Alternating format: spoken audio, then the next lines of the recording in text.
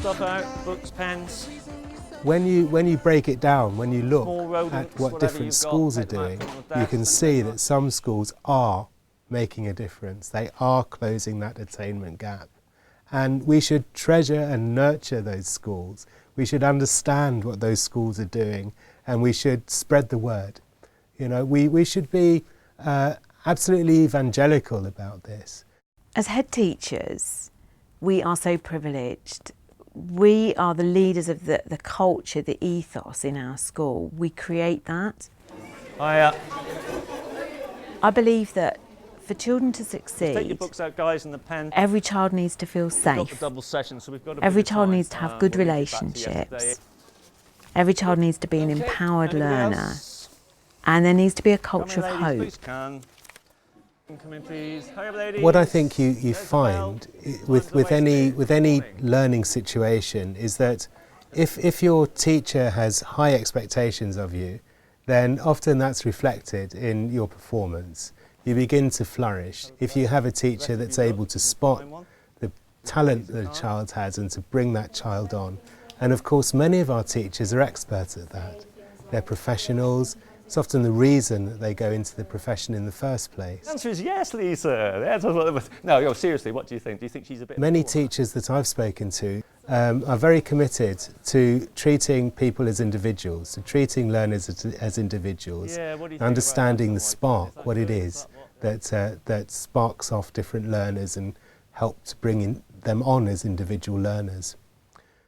I think the best practice in our school starts with our ethos. Our ethos is about helping every young person be fully alive, be fully the person that they've got the ability, the capacity to be. Don't even think about it. And being fully alive means being who you are, being proud of your culture, really using your gifts, your talents to the full, and really aiming high, really aiming to do your very best. So that's, I think, where our best practice starts from. It's that culture, that ethos. Right, you listen well, please. Run out in your board, please. I think the best practice is to make sure that children have self-belief. And I find the best success I've had from students is when I get them to believe in themselves and what they can attain themselves.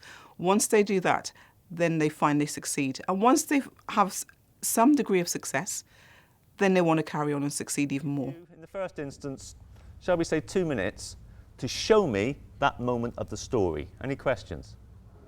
And I think the best practice would be, if any teacher in schools in Bristol, is to try and encourage the students to have self-belief, because that doesn't always happen. 30 seconds. Listen what I'm looking for. I'm looking for devotion from the wife. Sorry, she has not yet realised that all is not well. Very good, Jess. My goodness, you do worried well, you ladies, don't you? Hold the pose. 3, 2, 1, freeze. Children like to adults to approve and take pride, take pride in their work. When parents come in and share their work with the children, the children love it. Just a second. Here's the thought. I'll stop the clock. The violence of the crash, the noise, the small table overturning, helped bring her out of the shock. So this is when she's returned with the lamb, offered it to him, he's rejected it and her, and she has now hit him on the head. He's on the floor. Our practice includes actually knowing the whole child, everything about the child, because in order for the children to achieve and move on, we have to know them. Not just their learning responses, but also the emotional side of their learning as well. So we have strategy that will support both their learning and their emotional being. Whitehall Primary is proud of its outstanding judgment from Ofsted. They respond vigorously to data and monitor who's not achieving and act on it. We serve a very diverse community and we're very proud of our school and the opportunities that all our children have. We've got, we serve a big Somalian population, white British, children who come from Pakistan as well, and we've got some Polish children and some children from Spain, children from France. We've got quite a diverse community here. Our biggest challenge really is not necessarily our EAL children, because a lot of those are bilingual speakers and they arrive with quite a good grasp of both languages. Our biggest challenge here are newly arrived children, and they're the ones that we have to support from the start.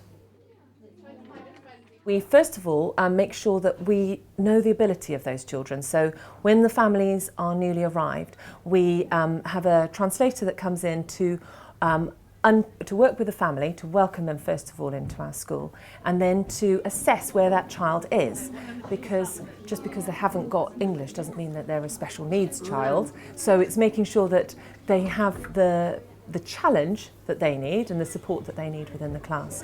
So that's the first step. As well as that, we also spend quite a bit of time having parent workshops. And again, that's important for families of new arrivals and children with EAL, that we have these workshops on reading so that they can help them with those key skills at home. We have a workshop on maths, how we teach maths in school. And for those workshops, we always have translators or teaching assistants that can translate for our families. When children feel safe, particularly if they come from disadvantaged backgrounds where perhaps there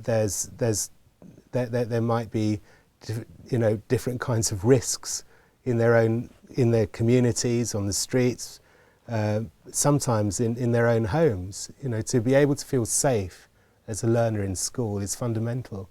Part of our best practice is some of the specific interventions that we do. So we use our data really carefully, we spot every child that's underachieving, and we look at what's the thing that's going to help them really improve and move on.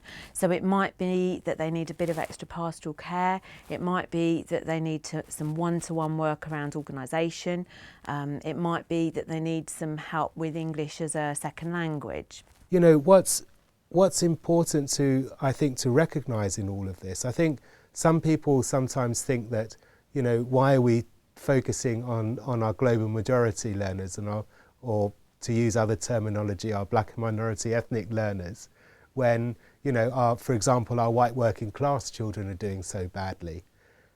But my answer to that is that actually, when you look at the schools that are making a difference for our global majority learners, the kinds of strategies that they have in place, a good leadership, a safe and supportive learning environment, a curriculum that's relevant, that responds to diversity, that meets the needs of learners, teachers that are well trained, that have a strong sense of their professional identity and feel empowered.